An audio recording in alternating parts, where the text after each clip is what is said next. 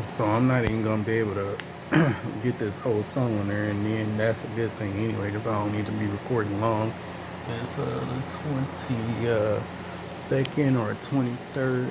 It's the 23rd, 3:47 in the morning. I'm supposed to be asleep. Normally I head off to bed around 2, and that's what I did. But it takes me a long time to go to sleep. Then when I do get to sleep, I'm up at 6 o'clock or 5 o'clock, and can't go back to sleep until 10, 11 o'clock in the morning, 10, 11, a.m., whatever. So I'm up from 6 or 5 a.m. to 10 or 11 a.m. Wishing I could go back to sleep. I was just, I actually, oh, this 2020, by the way. I actually have not a lot to say. I mean, it was just a quick thought, and I couldn't put it on the camera with my I couldn't put it on the computer camera, and I have a lot to put on YouTube anyway, from my phone and from the camera.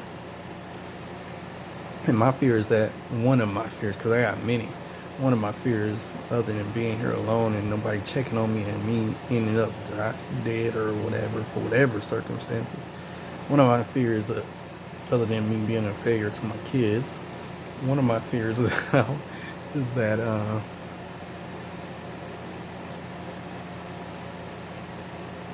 I'm not as successful as I wanted to be or whatever. I know I could be and should be. I've been, for years, even, before Miss Odell left,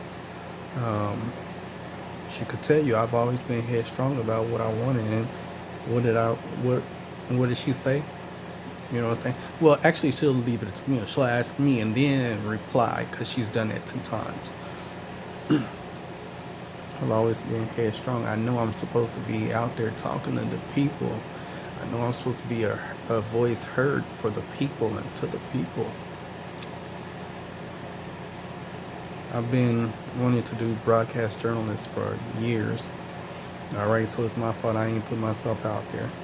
I ain't take the necessary steps. You don't have motivation, self-motivation. Yes, you gotta encourage yourself and all this other stuff. Alright, enough with the self-love type talk. No matter how much you love yourself, no matter how much you push yourself, you still need somebody in your corner. Hey man, get out there. Hey girl, get out there.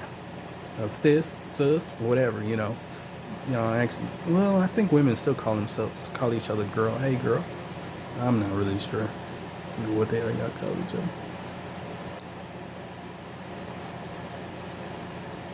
It's no different than me wanting to be by myself, but not wanting to always be by myself. It's a difference. I need to see somebody sometime. Go outside more. Man, I'm just saying what these people will say, You don't need nobody else. You got Jesus. You don't need nobody else. Man, if y'all don't quit all that whack ass shit. But yeah. So getting back to the point, this song just took me way back, man. Like I say, I was back in the '90s. That is.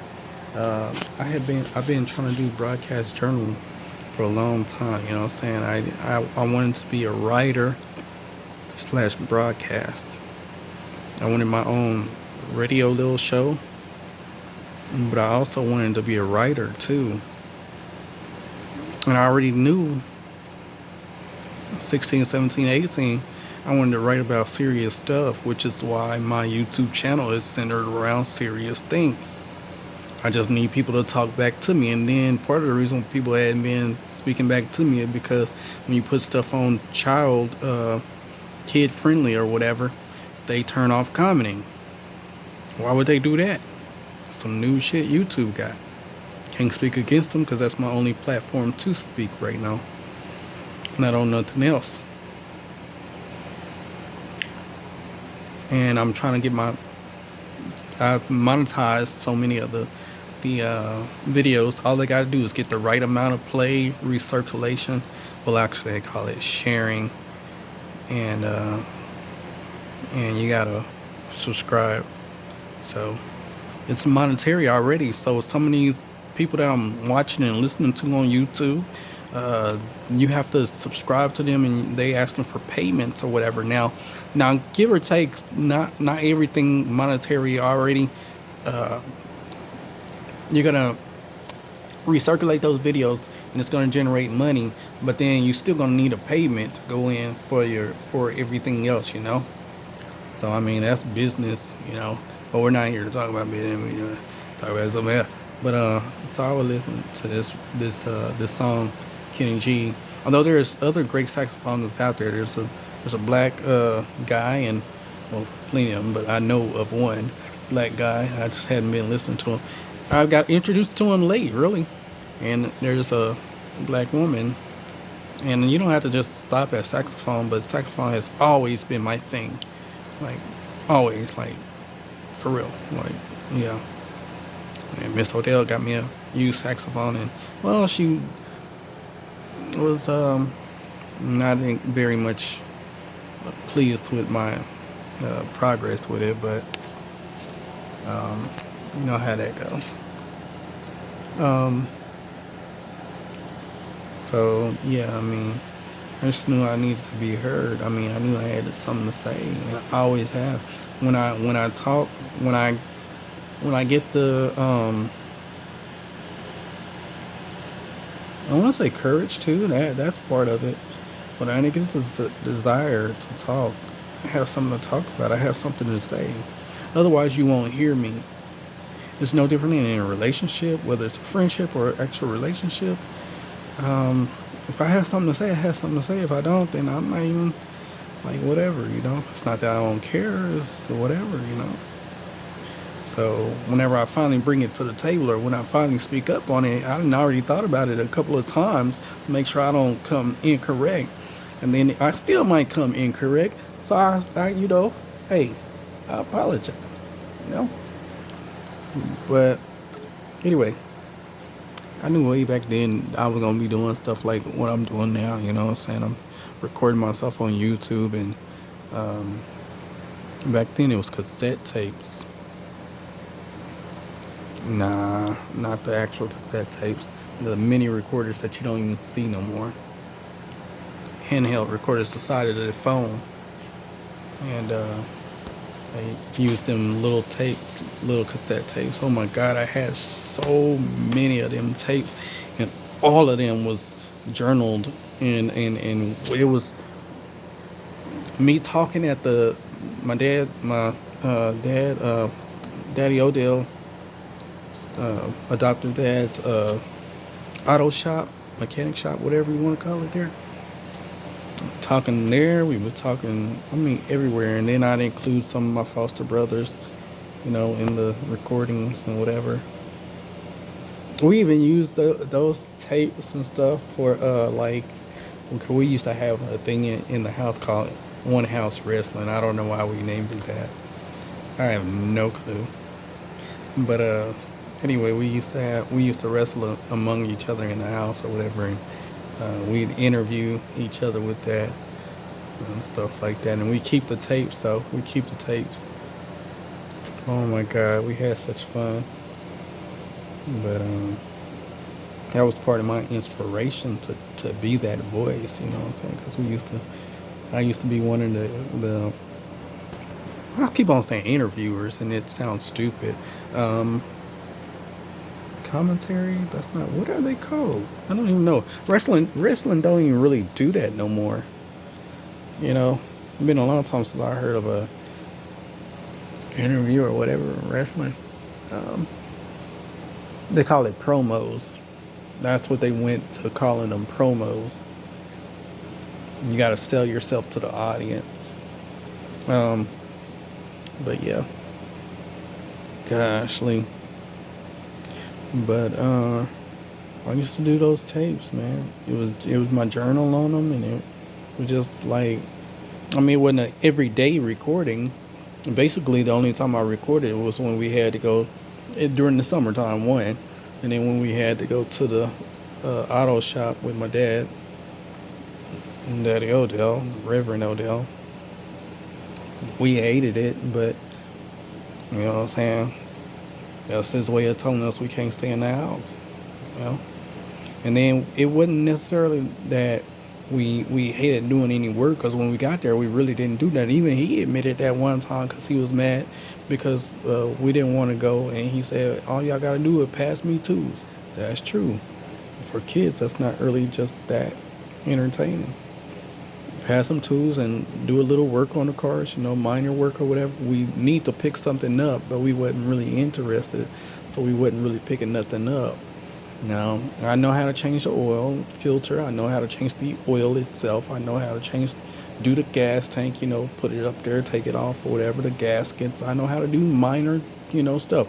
I don't know how to do nothing now. I ain't been up under the car in years. And I've been told that they really changed since the 90s. So I don't know what's what. Last time I was under a car was 2002 or 3, somewhere in there. So, and they were changing then, but no, they actually, from what I've been told. But anyway, let me play this song. Well, I'm not gonna play it. I'm just gonna give you a snippet because this is going to YouTube, and YouTube will snap my shit down for playing this. What really happened was I was trying to copyright infringement, and I don't own the rights to this, but it didn't get played. Goddamn, obviously. I'm nowhere near as great as Kenny G. I'm not gonna say that I could have been. I didn't practice enough. I didn't stay dedicated enough. I wanted that, but I didn't want it as much and as bad as I want journalism / my own radio talk show. But yeah, man, I was actually supposed to be downloading Christmas music, and it said Christmas, and I downloaded it, and it had a little Christmas music into it because it's an hour long little show or whatever. Kenny G, an hour long. It says Christmas songs, but it's far from Christmas. Greatest holiday classics. It's not that. It's got some holiday songs on there though. But let's go ahead and hear this.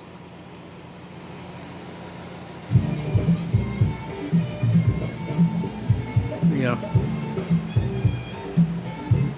I remember on Saturdays, I hope they don't cut that part. That's so stupid. It was only a snippet. But anyway, on Saturdays, I'd be in my room with the jazz going or whatever. And I remember often that would come on. But then when it didn't come on, it was on a commercial and they were talking about it. Oklahoma City is where we was. Smooth Jazz 97.9. Here in Texas, 97.9 is something different, but 97.9 Jazz. Man.